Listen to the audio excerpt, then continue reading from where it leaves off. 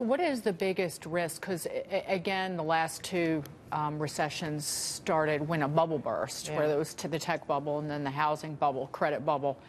So what is the risk here? You have the Fed. Is the risk much faster growth and inflation gets away from us with wage gains and you get much higher interest rates? Or a Fed that makes a misstep and we wind up in a recession because they tighten? I think it's the latter. because they are tightening and we wind up in a recession. Right. What is it? I think it's the latter. I heard one of your earlier guests suggest that, what undoes the cycle is when you have a bubble in some area, excess in one area. And he mentioned malinvestment, but he didn't acknowledge that the market has been kind of a malinvestment bubble in terms of being wildly askew from the fundamentals. I mean, we talked about these numbers before, but over the last year, you've added $5.3 trillion in market cap, GDP. That's 7 times the growth in GDP in the last year, and it's 47 times the growth in profits over the last year. So the markets are pricing in some massive increase in growth in earnings, and I think that could be the trigger. The market melts down. You have the unwind of the bubble in financial assets, and that ends up compounding what is already kind of a decelerating trend in the economy. You're saying that the $6 trillion gained in market value is 47 times what the profit picture is. Yeah, profits were up 112 billion, I think is the number, in the last year. That's the growth in profits. And so, yeah, compare the is it 6 trillion? Yeah, we're now? up to 6 trillion. Oh my God. I got to keep count. Yeah. Oh man. 60 plus record highs. It's pretty incredible. But I think the Fed making a misstep is the obvious bet because that's what they do best. They always, overstay accommodation and then they get over aggressive on the tightening Maybe that's why side. the yield on the 10-year is still so low. It's because people are betting that they're going to foul up. Well, the yield curve drop is the sharpest since 2008 right now. And by the way, the Fed is meeting next week. We've got the Federal Reserve meeting next week, and we are expecting them to raise rates next week. Yeah. But I think the big story is the unwind of the balance sheet, which no one's looking at, because for every dollar that they increase their balance sheet, there was $3.60 of credit created in the system.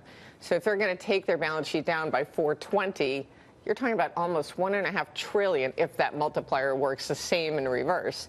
$1.5 trillion of credit growth that disappears versus 0.4% in fiscal stimulus on the economy. I mean, I'm worried about that. See, this is what I do when you're on. Yeah. I actually take notes.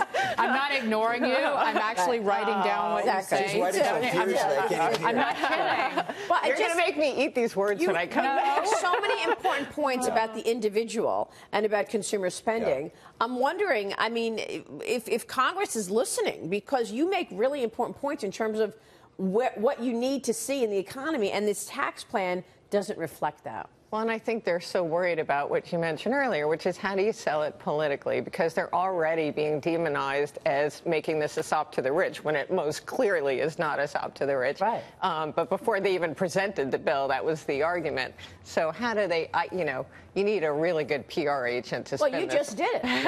You just laid it out. I think the last thing people would describe me as is a PR agent. No, but you just made it very clear for everybody to understand. So why do they need some PR genius? You just did it, right? Yeah. You do a great job of showing the economy as a whole and how the pieces work together. The problem with politics is we talk about the economy like it's a bunch of stovepipes, and that's the wrong view because it gets us into this situation where we talk about favoring one group or the other. That's not how it works. They work together. You make a great point on that. Well, thank you very much. Yep. You guys are such ghouls. I love it. Well, you were the geek. Should we call her out? Should we call her out during the commercial break? Stephanie Pomboy, the geek, like we are all, was like, wages. I love that. So we'll bring pom-poms next time. So you want to see wage growth in this report? Absolutely. That's my number one focus is we got to see those incomes, the income gap fill between that and the non-discretionary outlays, which are clearly. Do you think we will see some movement in wages today? What do you think? What's an appropriate number that we should be looking for when the wage number comes out? Well, anything above zero would be a blessing, right? Up 2/10. I mean, we've been averaging what? 2/10. Yeah, I mean, we've been averaging 2/10. Yeah. So if we could do 3/10, whew, woohoo. I mean, That's the expectation, I think, for today. Yeah. All right, we are Baby partying like it's steps. 1999. It's 0.3%. Stephanie, good to see you. Thanks so much. TGIF. Stephanie Pomboy, thank you.